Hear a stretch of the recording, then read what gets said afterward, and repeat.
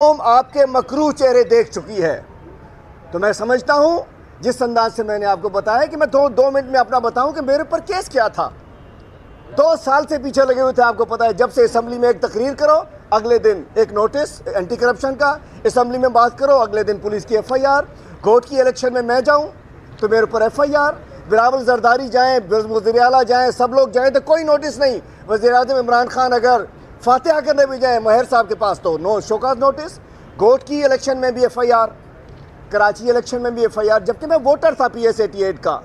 तो ये election commission के साथ मिलकर आज डस्का में भी इंसाफ मिला है। डस्का के अंदर भी सुप्रीम कोर्ट ने इंसाफ दिया है कि there is no need of repolling की कोई ज़रूरत नहीं है। और यहाँ 88 के अंदर भी एक वोटर को रोकना, हम वहाँ भी केस करेंगे जाकर।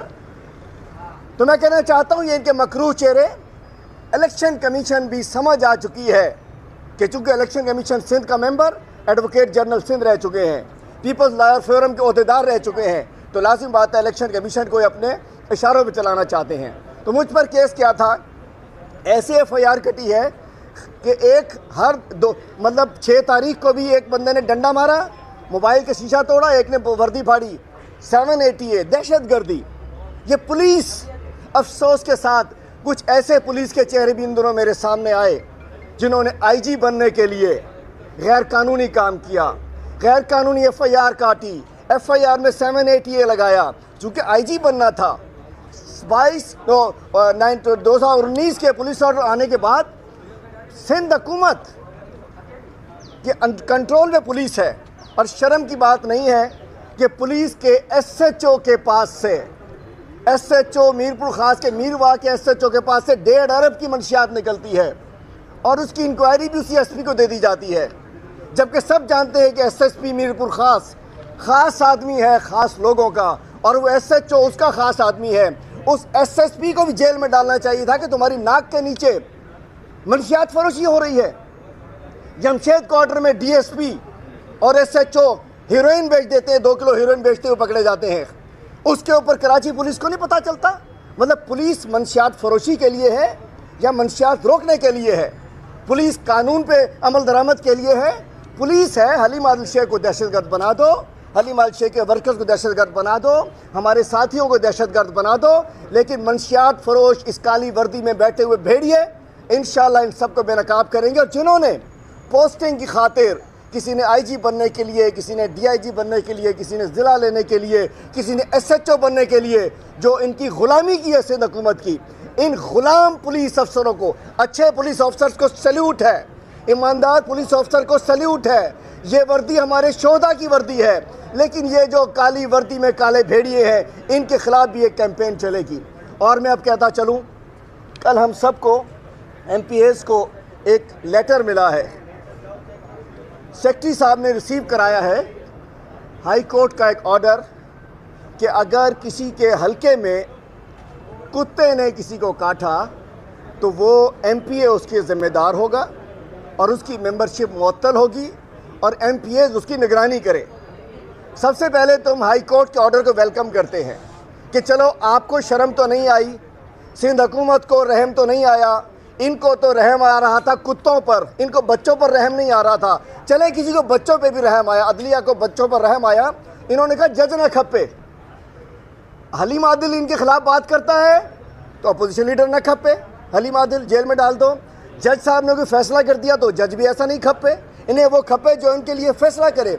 तो कल जो हमें लेटर रिसीव कराया गया है, तो मैं कहना चाहता हूँ अदलिया का हुक्म सर आँखों पर, लेकिन ये हुक्म हम पर इसलिए नहीं साबित होता कि हमारे हाथ में ना TMAs हैं, ना TMOs हैं, ना म्यूनसिपल अफसरान है, ना हम पोस्टिंग कराते हैं। ये तो MPAs को ठेके के ऊपर बल्दियाती निज़ाम में हर TMA को MPA को दिया हुआ है, तुमने करोड़ रुपए इसको देना है, तुमने मंथली इतनी देनी है, तो वही पोस्टिंग कराते हैं। हमें तो पता भी नहीं है। लेकिन अगर कहा गया कि मॉनिटरिंग करें, तो मैं एक चीफ सेक्रेटरी साहब को ख़त लिख रहा हूँ, चीफ सेक्रेटरी साहब ज़रा हमें बताएं तो सही। उन्होंने कहा कि आप कुत्तों के ख़िलाफ़ MPAs निगरानी करें और पुलिस मदद करेगी, इंतज़ामिया मदद करेगी। हमें बताएं कि कैसे कुत्तों को मारा जाए, हमें पता ही नहीं। DC पकड़ेगा कुत्तों को, SP गोली मारेगा, म्यूनिसिपल कमिश्नर वो देगा, उसको जहर देगा, कौन कुत्ते को आगे से पकड़ेगा, कौन कुत्ते को दुम से पकड़ेगा, कौन कुत्ते को बोरी में डालेगा, कौन कुत्ते को जाल में डालेगा, कौन कुत्ते को उठा के लाएगा, बताओ तो सही। निगरानी क्या करें? डीसी का काम क्या है? डीसी ने कुत्ता पकड़ना है, एसपी ने गोली मारनी है, म्यूनिसिपल कमिश्नर ने जहर खिलाना है, बताएं तो सही। निगरानी करने के लिए कि डीसी एसपी साहब, चूंकि एडमिनिस्ट्रेटर कौन है आजकल? डीएमसीज का, डिस्ट्रिक्ट काउंसिल का डीसी साहब। तो अब डीसी जो है पहले और धंधे में थे, वो कुत्ता पकड़ने के ऊपर लग जाएंगे। मैं कहना चाहता हूँ अच्छे काम पे अब हमें बता, हमारा काम नहीं है, एमपीएस हम मौजूद है, हमारी ना डीसी सुने ना एसपी सुने। ये तो अगर हमने कुत्ते को जाके जोर से कोई पत्थर मार दिया तो कहेंगे 780 लग गई भी डॉक्टर सईद आफरीदी पे। कुत्ते को पत्थर मार दिया, हाथ में डंडा था, मेरे ऊपर डंडे की वजह से 780 लगी है। तो हमें सिंध गवर्नमेंट बताए कि सिंध हुकूमत ने किस तरीके से इन कुत्तों को मारना है ताकि हम उसकी ज़रा देख सकें। और हमें एक बाकायदा अपोजिशन के एमपीएस के पास इख्तियार नहीं है। लेकिन मैं पूछना चाहता हूँ, आज अगर कुत्ता मार मुहिम शुरू की जा रही है तो 92 करोड़ कहाँ गए? जो न्यूट्रल करने के लिए, स्टरलाइज करने के लिए जो 92 करोड़ रुपए थे, वो कहाँ गए? 2020 की मार्च में इश्तहार बड़े बड़े लग रहे थे। तो मैं कहना चाहता हूँ कि सिंध को इन हुक्मरानों ने कुत्तों की नज़र कर दिया है।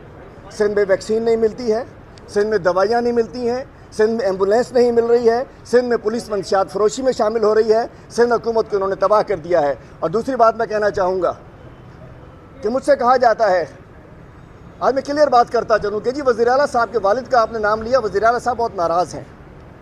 मैं कहना चाहूँगा, मुझे भी शौक़ नहीं होता, ना अच्छा लगता है, लेकिन जब आप किसी के घर में घुसते हो तो आप भी शीशे के घर में बैठे होते हो। जब आप मेरे भाइयों के, मेरे कज़न्स के, मेरी वजह से उनके घर में घुसोगे, तो बड़ा भाई भी बाप के बराबर होता है। तो सोचना। लेकिन आप लोग समझते हैं कि मैं चूँकि वज़ीर आला क्या बेटा हूँ तो मैं तो भाई मेरे ख़िलाफ़ तो कोई ज़बान नहीं खोल सकता। एक मिडिल क्लास का एक वर्कर जो है, पॉलिटिकल वर्कर, कैसे बात कर सकता है? तो बात यह है कि जफ़ा करोगे जफ़ा करेंगे, वफ़ा करोगे वफ़ा करेंगे।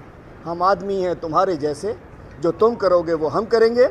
और इस ज़मानत के बाद, आज के बाद मैं चाहूँगा कि इस केस पर बात ना करूँ। मैंने सिंध के अवाम का केस लड़ना है, मैंने सिंध के मासूम अवाम का केस लड़ना है, सिंध के मजबूर अवाम का केस लड़ना है, सिंध के बच्चों का केस लड़ना है, सिंध के स्कूलों का केस लड़ना है, सिंध के अस्पतालों का केस लड़ना है। और मैं चाहूँगा ये केस ये मैं लड़ता हूँ। जी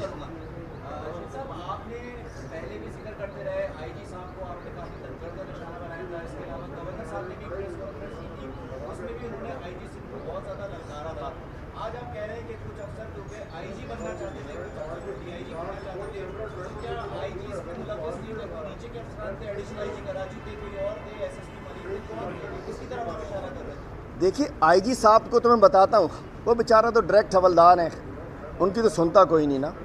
वो नौकरी पे जाते नहीं हैं, घर बैठ के अपना काम चलाते हैं। और आईजी साहब 18वीं तरमीम में उनको वन साइडेड को हटा नहीं सकता है। लेकिन इस कवर में कि शायद हमारे आईजी से इख्तलाफात हैं कोई, तो हमें नीचे पता ही नहीं चला। उसके नीचे वाले ब्लफ रख के आईजी बनना चाह रहे थे। तो बात यह है कि तमाम लोग, मैं कहता हूँ सारी पुलिस से हमारा कोई झगड़ा नहीं है, लेकिन जो ट्रांसफ़र पोस्टिंग के लिए ग़ुलामी करते हैं उनको बेनकाब भी करेंगे और उनको माफ़ भी नहीं करेंगे। Thank you sir. अनवर पास भी बने 2 मिनट